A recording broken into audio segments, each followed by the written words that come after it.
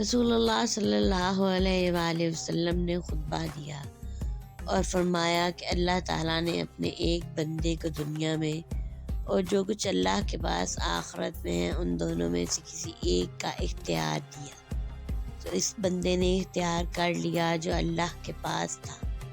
انہوں نے بیان کیا کہ اس پر ابو بکر رضی اللہ تعالیٰ عنہ رونے لگے۔ ابو سعید کہتے ہیں کہ ہم کو ان کے رونے پر حیرت ہوئی کہ حضرت صلی اللہ علیہ وآلہ وسلم تو کسی بندے کے متعلق خبر دے رہے ہیں جسے اختیار دیا گیا تھا، لیکن بات یہ تھی کہ خود حضرت صلی اللہ علیہ وآلہ وسلم ہی وہ بندے تھے جنہیں اختیار دیا گیا تھا، اور واقعتاً حضرت ابو بکر رضی اللہ تعالیٰ عنہ ہم میں سب سے زیادہ جاننے والے تھے۔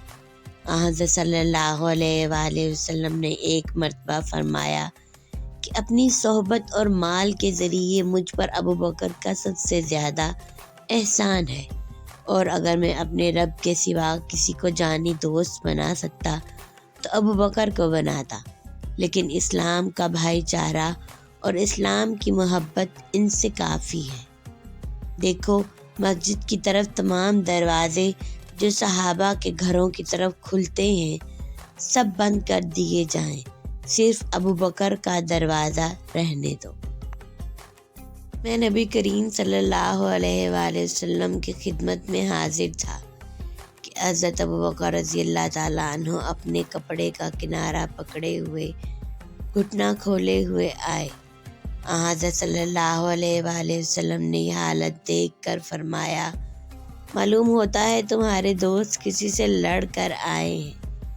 پھر ابو بکر رضی اللہ تعالیٰ عنہ نے حاضر ہو کر سلام کیا اور عرض کیا، یا رسول اللہ، میرے اور عمر بن خطاب کے درمیان کچھ تکرار ہو گئی تھی، اور اس سلسلے میں نے جلدی میں ان کو سخت لفظ کہہ دیے، لیکن بعد میں مجھے سخت ندامت ہوئی تو میں نے ان سے معافی چاہی۔ اب وہ مجھے معاف کرنے کے لیے تیار نہیں ہے، اس لیے میں آپ کی خدمت میں حاضر ہوا ہوں۔ آپ نے فرمایا، اے ابو بکر، تمہیں اللہ معاف کرے۔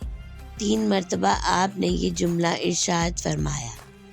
حضرت عمر رضی اللہ تعالیٰ عنہ کو بھی ندامت ہوئی اور وہ حضرت ابو بکر رضی اللہ تعالیٰ عنہ کے گھر پہنچے اور پوچھا، کیا ابو بکر گھر پر موجود ہیں؟ معلوم ہوا کہ نہیں، تو آپ بھی نبی کریم صلی اللہ علیہ وآلہ وسلم کی خدمت میں حاضر ہوئے اور سلام کیا۔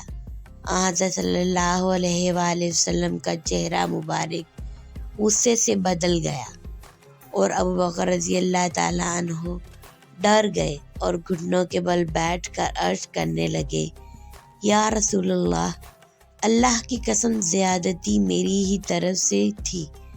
2 مرتبہ یہ جملہ کہا۔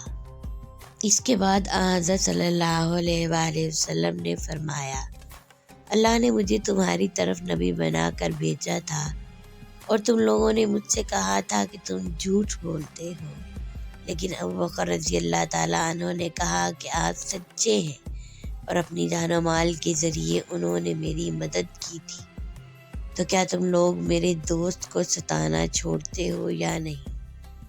آپ نے 2 دفعہ یہی فرمایا۔ آپ کا یہ فرمانے کے بعد پھر ابو بکر رضی اللہ تعالیٰ عنہ کو کسی نے نہیں ستایا۔